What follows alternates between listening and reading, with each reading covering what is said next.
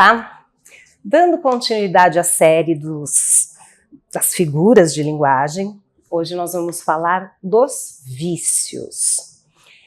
E teve um vídeo lá para trás que eu falei das figuras de construção, e eu deixei eu falei, não vou falar sobre ela agora, vou deixar para falar mais para frente.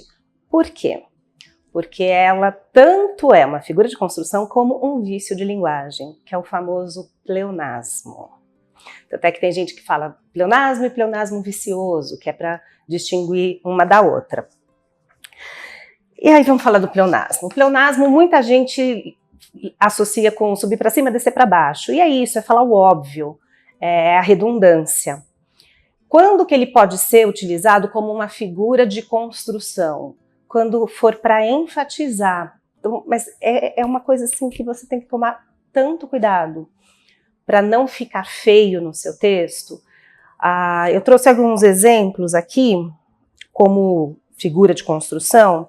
Então tem um dos poemas que eu mais amo do Vinícius de Moraes, que é o Soneto de Fidelidade. Ele fala, e rir meu riso e derramar meu pranto. Esse rir meu riso é um pleonasmo, porque você não chora o riso, você ri, o riso você dá risada. E aí é só realmente para dar aquela enfatizada.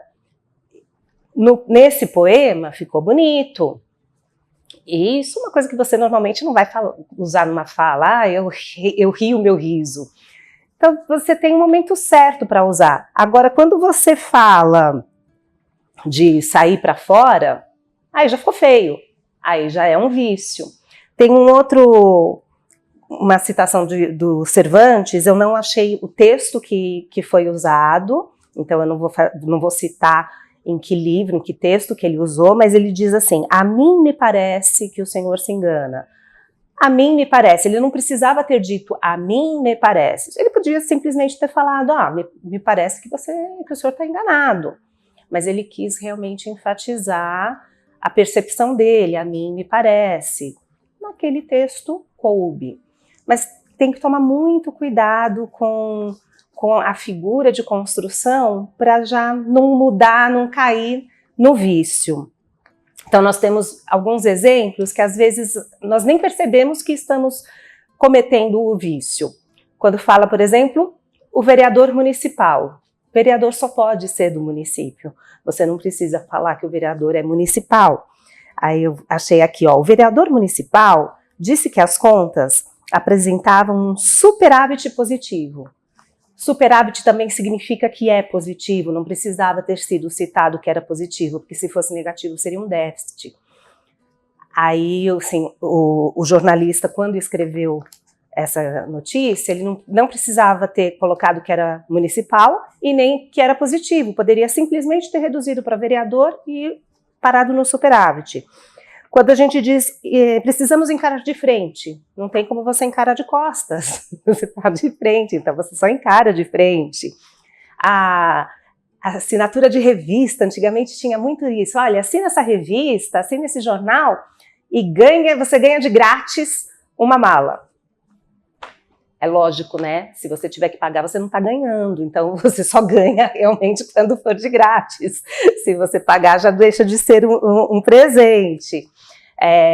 Olha, você precisa engatar a ré para trás. Você só pode dar a ré para trás mesmo. Isso é pleonasmo vicioso, isso já não é mais uma figura de construção. Então, a figura de construção é quando for intencional, para você enfatizar alguma coisa importante no seu texto. E o vício não é intencional, é mais um deslize mesmo, e é redundante demais e ficou feio. Tá bom? Vamos tomar cuidado. Se você ficar na dúvida, evita. Eu prefiro nem usar como figura de construção, porque cai muito, é um limiar, assim, muito... É melhor desistir. Existem outras figuras bonitas para você usar na construção do seu texto. Agora vamos falar de outro vício. Hoje é só vício, coisas que devem ser evitadas na hora de você construir o seu texto. E isso não é só para aluno que está fazendo redação para a FUVEST, para vestibular, para Enem. Isso é muito para empresarial também. Eu trago muitos desses exemplos, uso muito nos meus treinamentos corporativos, porque a gente vê muito nas empresas, em e-mails, em comunicação interna, circulares, as pessoas errando, cometendo algumas gafes dessas, tem que tomar cuidado. Então, cuidado, realmente tomem muito cuidado com os vícios de linguagem. Olha aqui o barbarismo. O barbarismo são erros ortográficos. A gente costuma falar erro de português mesmo, é o barbarismo. Quando você escreve, por exemplo, pesquisa com Z ao invés de S. Então, o som, infelizmente, a língua portuguesa tem essas nuances, é muito difícil. E o S às vezes tem som de Z, e aí eu não sei se eu uso S, se eu uso Z. Tá em dúvida?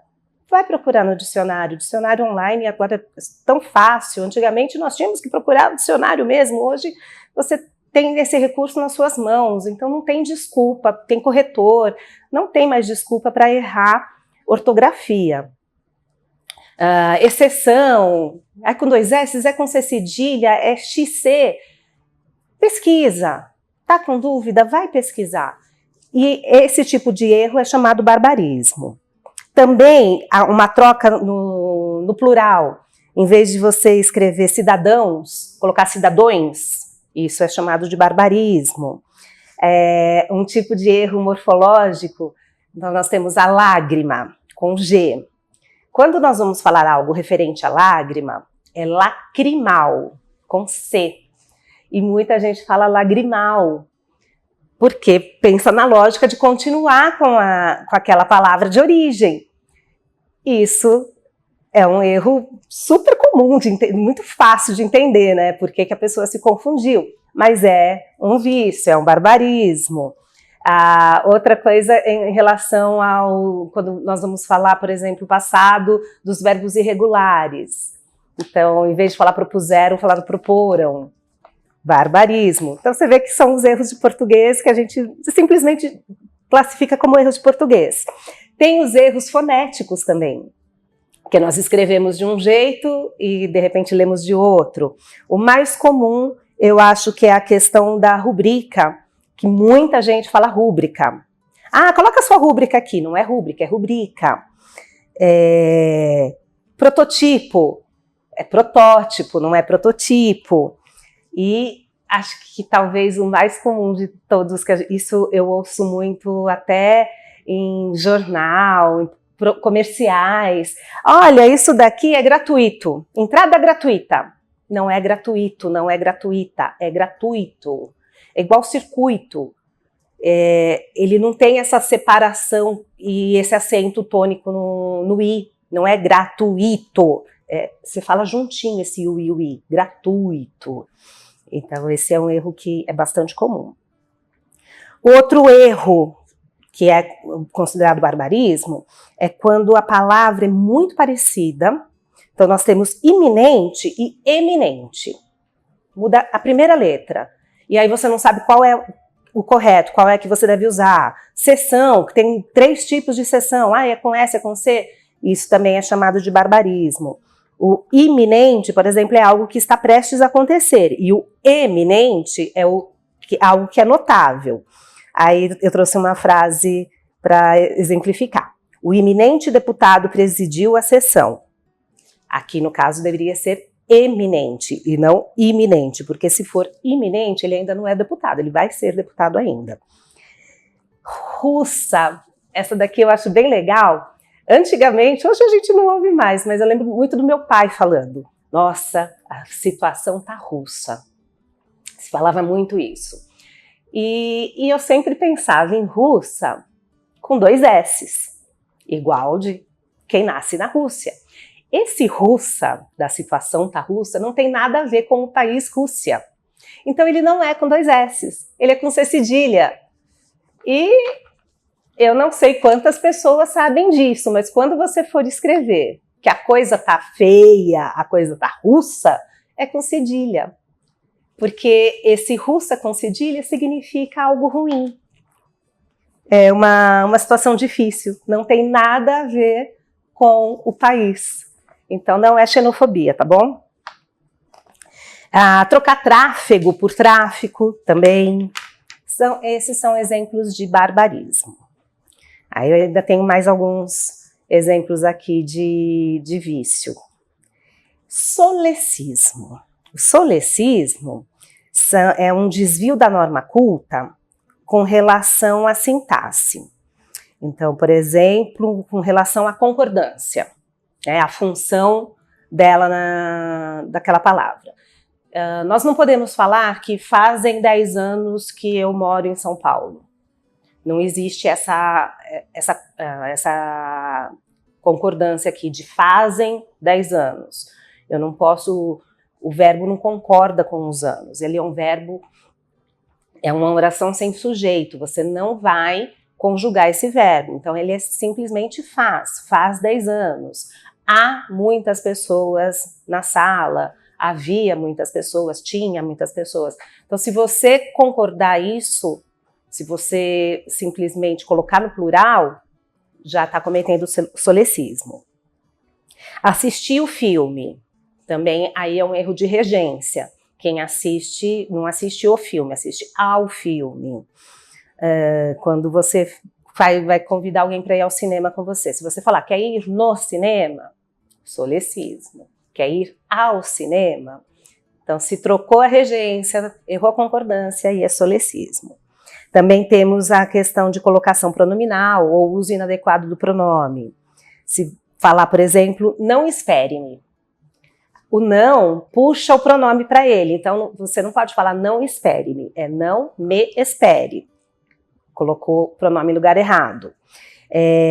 Se falar pediu para mim comprar um café para ele, aqui colocou o pronome errado, pediu para eu comprar.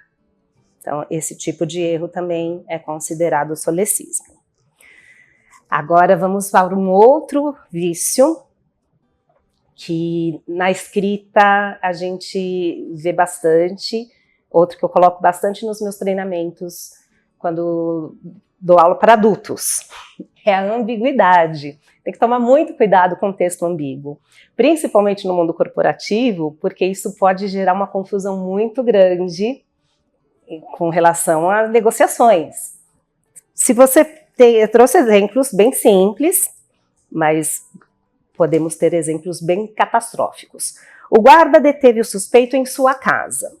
Na casa de quem? Na casa do guarda ou na casa do suspeito? Convence, enfim, o pai, o filho amado. Quem convenceu quem? O pai convenceu o filho convenceu o pai. O menino viu o incêndio do prédio. Ele estava no prédio e ele viu o incêndio, ou ele viu o prédio pegando fogo?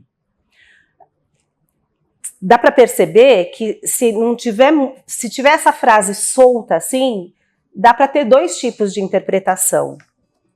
E isso pode gerar algumas consequências. Mais uma aqui. Clara, vi Janete passeando com sua irmã. Com a irmã da Clara ou com a irmã da Janete? Então, procure sempre deixar o seu texto o mais claro possível. E também quando você estiver escrevendo para a redação do Enem, vestibular, cuidado com isso. E um que eu gosto demais, e que tem muitas piadas, mas algumas são bem feias, então eu não vou trazer isso no vídeo, são os cacófatos. Cacófato é um som feio. Então, o que é o cacófato? Quando você está falando a frase, na hora de escrever, às vezes a gente não percebe, só percebe se for ler alto, né? Em voz alta. O acaso, tal como o concebo. Só que se você falar junto, o acaso, tal como concebo, parece que você come com sebo. Olha que coisa feia que ficou. Paguei 5.000 reais por cada. Por cada, fica junto. Você notou a boca dela? Aí fica cadela. Uma mão lava a outra. Mamão.